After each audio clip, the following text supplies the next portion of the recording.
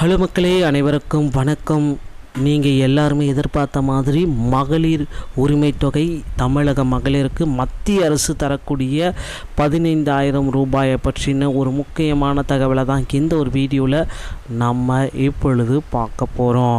Already நம்ம நிறைய விஷயங்களை உங்களுக்கு ஷேர் பண்ணியிருக்கோம். ஸோ நம்ம சேனல் மூலமாக பார்த்தீங்க அப்படின்னா மகளிர் உரிமை தொகை 5,000 ரூபாய் வழங்க போகிறதையும், ஸோ பொங்கல் பரிசு 3,000 ரூபாய் வரப்போகிறதையும் ஆல்ரெடி முன்கூட்டியே நம்ம நிறைய விஷயங்கள் நம்ம உங்களுக்கு எடுத்து சொல்லியிருக்கோம்.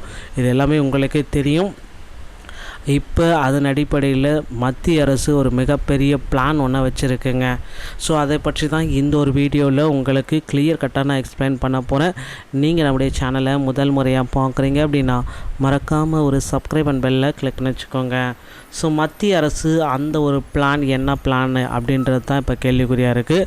ஸோ தமிழக மக்களுக்கு மத்திய அரசு தரக்கூடிய 15,000 ரூபாய், ஸோ கேஸ் அமௌண்ட்டு, அந்த மாதிரி கேஸில் இருக்கிற பிடித்தம் அமௌண்ட்டு, பிஎம் கிசானுடைய அமௌண்ட்டு, ஸோ இந்த மாதிரி ஒரு சில 3 வகையான அமௌண்ட்டு, தொழில் முனைவருக்கான அமௌண்ட்டு எல்லாத்தையுமே சேர்த்து ஒரே நேரத்தில் மக்களின் வங்கிக்கு செலுத்தலாம் அப்படின்ற மாதிரி மத்திய அரசு ஒரு மிகப்பெரிய முடிவு எடுத்திருக்காங்க.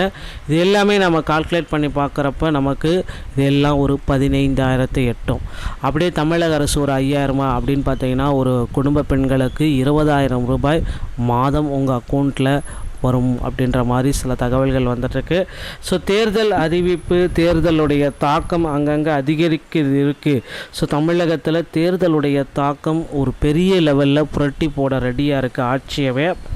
அடுத்து எந்த ஆட்சிக்கு வந்தாலும், எந்த கட்சி ஆட்சிக்கு வந்தாலும் நிச்சயமாக மகளிருடைய உரிமை தொகை 2,000 என மாற்றப்படுவது உறுதி. ஓகேங்களா? கண்டிப்பாக மகளிர் உரிமை தொகை 2,000, தாலிக்கு தங்கம் திட்டம் எல்லாமே கொண்டு வர போகிறாங்க.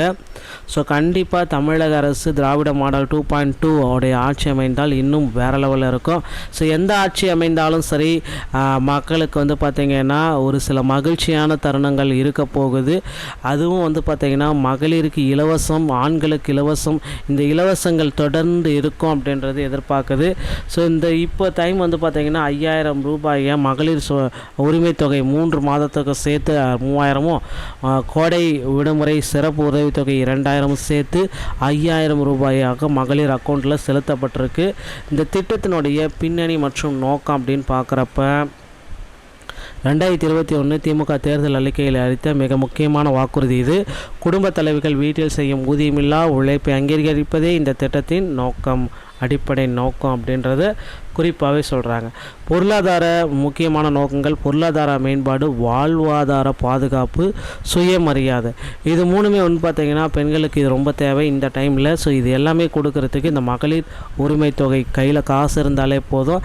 பெண்கள் கையில் பணப்புழக்கம் அதிகமாக இருப்பதை உறுதி செய்து குடும்ப முடிவுகளை அவர்களின் பங்களிப்பை அதிகரித்தல் இந்த திட்டத்தினுடைய முக்கிய நோக்கம்.